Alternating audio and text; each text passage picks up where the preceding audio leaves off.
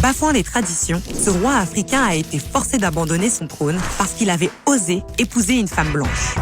Ce mariage qui, au départ, n'était en fait qu'une sorte de curiosité sociale, est devenu une affaire d'État. Mais la force inouïe de leur amour a défié les diktats de l'apartheid et de l'exploitation coloniale avant de conduire tout un pays à l'indépendance.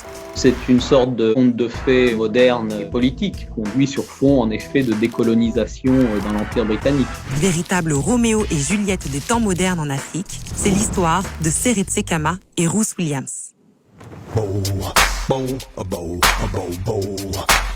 Seretse Khama, 26 ans, est l'héritier du royaume du Bechuanaland, l'ancien nom du Botswana, alors sous domination britannique. En 1947, il entre à l'école de droit d'Inner Temple à Londres après un cursus à Oxford et Fort Hare, l'université réservée aux Noirs en Afrique du Sud. C'est là-bas qu'il rencontre Nelson Mandela et se met en tête de maîtriser le droit pour combattre l'empire colonial. C'est évidemment une discipline qui a tout de suite attiré l'élite africaine de cette époque. La lutte pour l'indépendance se passait surtout sur le plan juridique. Lors d'une soirée londonienne, il fait la connaissance de Ruth Williams, une jeune dactylographe de 24 ans. Amoureux dès le premier regard, ils dansent ensemble jusqu'au petit matin. Elle est blanche, il est noir. Pour eux, c'est un détail, mais leur idylle se transforme en cauchemar. Les remarques racistes fusent et Ruth est cataloguée comme femme non respectable. Elle perd son travail, son père la renie, désavouant ce gendre noir, et l'Église refuse de les marier sous la pression du gouvernement britannique qui tente à tout prix de saboter leur union.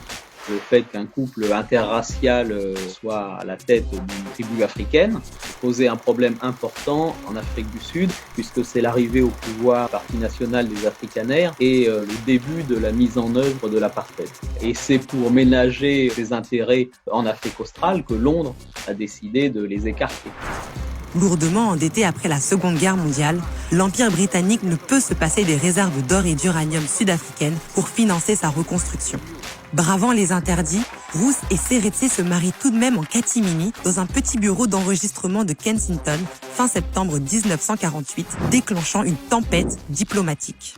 Ça prend une tournure politique précisément parce que Seretse Khama était héritier de pouvoir chez les Bangwato.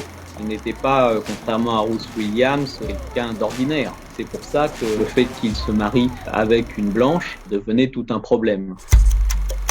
Face au tollé, Seretse est convoqué au Bechuanaland pour expliquer ses choix auprès de son peuple. Mais il se heurte rapidement à l'hostilité de son oncle qui assure la régence du pays depuis la mort de son père. Tchekedi Khama est horrifié par la perspective d'une reine blanche.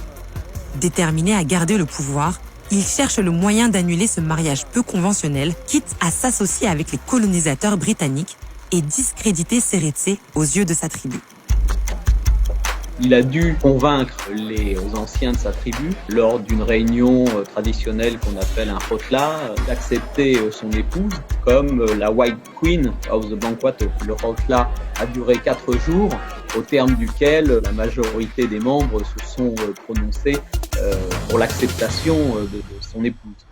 Seretse est réaffirmé comme Kosi, l'équivalent de roi par les anciens, et Ruth gagne rapidement le cœur des Bangwato, qui l'adoptent officiellement comme Makosi, c'est-à-dire leur reine. Mais ce vote d'approbation ne met pas fin à la vendetta lancée par le régime raciste d'Afrique du Sud, qui qualifie cette union de dégoûtante et exhorte le Royaume-Uni à y mettre un terme. Des vagues de protestations sont organisées partout en Afrique australe. Sous pression, le gouvernement britannique, dirigé par le Parti travailliste, passe un pacte avec le gouvernement afrikaner. Londres décide de les écarter au Botswana et organise en quelque sorte un piège, une commission d'enquête qui conclut que Seretse Khama n'est pas assez compétent pour devenir le chef de sa tribu et donc doit repartir à Londres pour défendre son cas. Et une fois qu'il est à Londres, là, les autorités britanniques l'empêcheront de retourner au Bechuanaland. I wish to say that sadly disappointed with the undemocratic decision of the British government in exiling me from my country. Considering what steps to take. Meanwhile, I hope to go back to rejoin my wife. Mise en exil, Seretse a interdiction de retrouver sa femme enceinte, restée seule au Bechuanaland. Dévastée, Roos entame une grève de la faim, mettant en péril sa vie et celle de son bébé.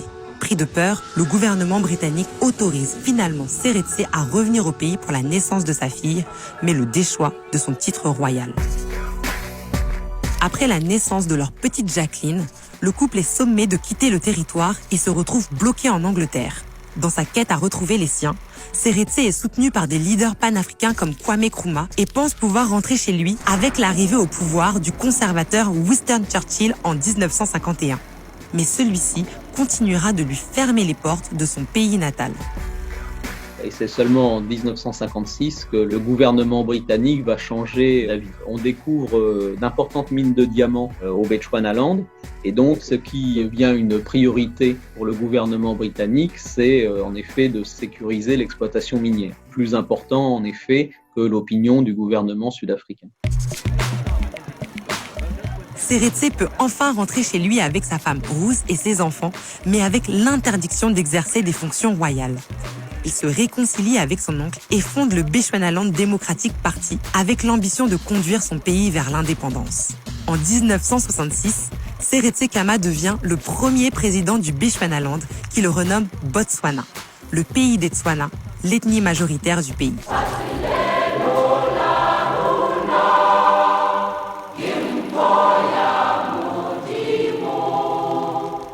Sous sa présidence, le Botswana se transforme en miracle économique avec des taux de croissance parmi les plus forts au monde.